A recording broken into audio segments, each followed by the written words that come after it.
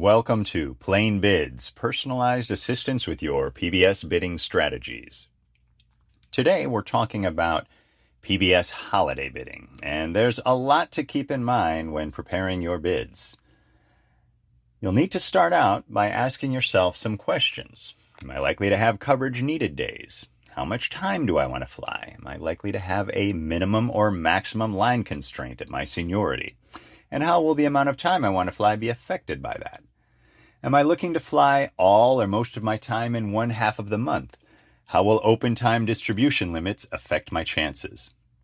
As always, legalities come first, so vacation, training, and other planned absences, along with any carryover trips or trips in the last few days of the previous month, can and will affect your possibilities. Your bid is at the center of these overlapping forces, so remember that all of these factors can affect your possibilities for a PBS award. It's just a matter of understanding how they all work so that you can get the best results that your seniority will allow. Let's break each of these down more. Starting with coverage needed days, CN days happen when not enough flight attendants junior to you have bid to fly on those days. The company still has to fly on those days, so PBS marks it as a CN day for you, and it will do everything you can to make sure your final award has a trip touching that day. We won't know the exact dates until after PBS has closed. PBS needs to check everyone's bid first to determine if it needs CN days. For line holders, if you have multiple CN days, they are all considered equal.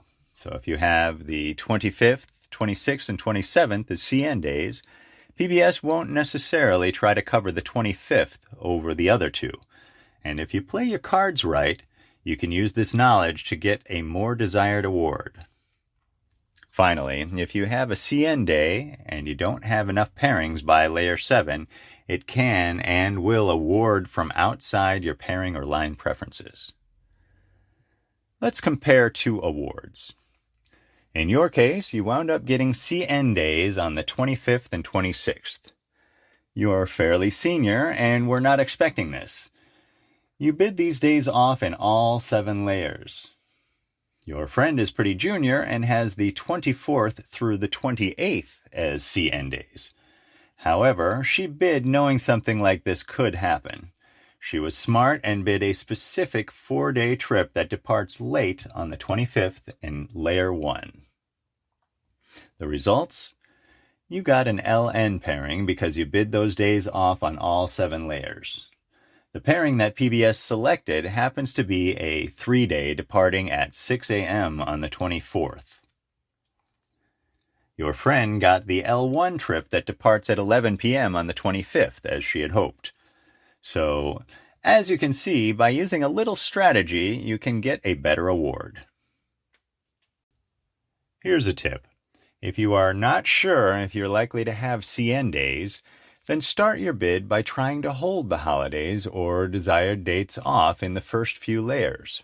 But you'll need to start preparing for the possibility that you'll have CN days. So in layer 6, bid some specific, more desirable trips that touch the likely CN days. In layer 7, really back yourself up with some generic trips so it doesn't go off the board. Back up to our overview of holiday bidding. It's important to remember that if holding specific days off isn't that important to you, then you really don't need to worry much about CN days at all. Just let the system do what it needs to. The next topic concerns a minimum or maximum line credit and how much time you want to fly. So, are you looking to fly high time? Then you need to ask yourself, how likely are you to have a maximum credit limit at your seniority? Make sure your total credit design by layer 7 takes the maximum credit into account. In holiday months, many people try to bid for low time and enjoy the holidays off. Again, you'll have to ask yourself, how likely are you to have a minimum credit limit at your seniority? Make sure by layer 7 you have a backup plan in case you can't hold low time, especially if you don't have vacation time. Back to our overview. So, if you had planned to fly low time and avoid the last week in December, you can see that CN days and a minimum line credit could combine to thwart your plans, especially if you are towards the junior end of the spectrum. The next topic is open time distribution. This is the topic that seems to generate the most confusion, so let's break it down. With holiday months, there are basically two tendencies that combine to cause problems. On the one hand, we know that in December, most of our flying happens in the last half of the month. On the other hand, most flight attendants want to fly during the first half of the month. This combination makes it difficult or impossible for PBS to create legal lines for everyone. So when the system notices disproportionate requests from flight attendants, it makes an adjustment. Initially, PBS will award as it normally would in a non-holiday month. But if the system identifies that the remaining unawarded trips cannot build legal lines for the remaining line holders, it will begin to limit the allocation of flying to coincide with where the schedule needs the flying to be placed. Here's how it does that. The month is split into 2 mini-months, and a maximum line credit is placed on the half where the large amounts of flying are being requested. For December, it would be in the first half of the month. So let's say you wanted to fly a 20-hour 4-day here and another 20-hour 4-day here. If a max of, say, 35 hours has kicked in at your seniority for the first half, PBS would only allow you to get one of these trips. You would need to have some of your trips happen in the second half of the month. For example, you could fly a 20-hour 4-day here. We get a great award summary from the union each month, and if you look at holiday months like this one from November 2020, you can see if this max kicked in at your base and exactly what seniority it started. For Miami, we can see that a max of 37 hours kicked in, starting with number 867 at the base. That second number, by the way, is just the employee ID number of that person. This is all just a complicated way to say that during holiday months, by layers 6 and 7, you should probably back yourself up with at least some possibilities for trips that are evenly distributed throughout the month. Remember, open time distribution affects flight attendants who are requesting to fly all or most of their time in one half of the month. If this isn't something you were trying to do, then you don't have to worry about it. Just let the system award as it needs to.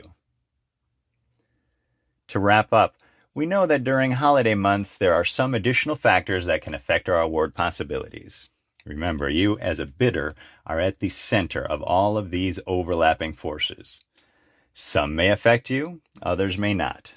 Before starting your bid, ask yourself some questions like, am I likely to have CN days? If I do, with the knowledge I now have, how can I still try for the best award at my seniority?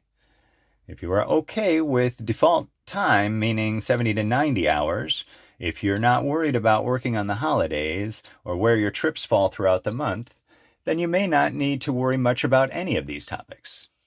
On the other hand, if you're fairly junior, have some vacation in early December, are bidding to fly 50 hours total, and have the last half of the month off, you probably will be in for a surprise with your award if you don't back yourself up with some other possibilities in later layers. Finally, we need to talk about reserves and holiday bidding. Coverage needed days for reserves are slightly different. The concept is the same in that not enough flight attendants are bidding to be on duty on a particular day. For reserves, though, CN days are not considered equal. Some are weighted with a higher priority to cover first. So, if you have multiple CN days, holidays are the highest priority for PBS to cover. In other words, PBS would try to make sure it has covered the 25th of December first over the 28th if both are CN days for you and it wasn't able to cover both. From all of us at Plain Bids, Thank you for joining, and don't forget to sign up for a bidding assistance session with a plain bid specialist today.